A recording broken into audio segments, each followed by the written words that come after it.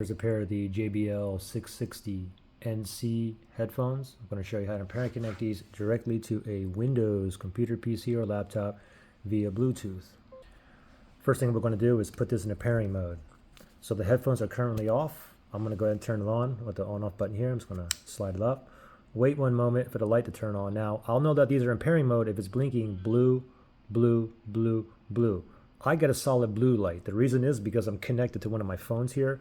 So let me manually put this in pairing mode myself.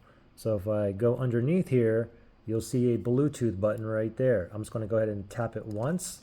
Now we should get a blue blinking light, which indicates it's in pairing mode. Now we're going to shoot over to your Windows computer and just do a search for Bluetooth, bottom left hand side, search bar, just type in Bluetooth.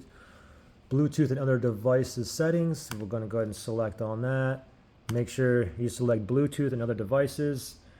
Make sure Bluetooth is toggled on, and then this plus sign here which says add Bluetooth or other device. We're going to go ahead and select on that. We're going to select the first one that says Bluetooth.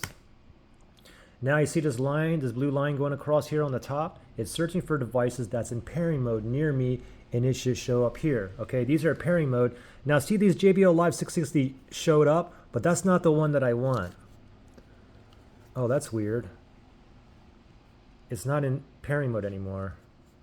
Oh, wait a minute. Oh, never mind. I was looking at the wrong light. It's still in pairing mode. And I'm waiting for like another one with the... Oh, there it is. Okay. You see here, like there's two of them that popped up here. Like this one here with the LED with this picture here for like a display. But the one I want is here with the audio with the headphones, okay? So I'm going to go ahead and select on that one. Oops, I select the wrong one. Let me go down here. All right, there we go. Okay, so I just heard the chime. It said we're set up, ready to go, and I'll click on done here.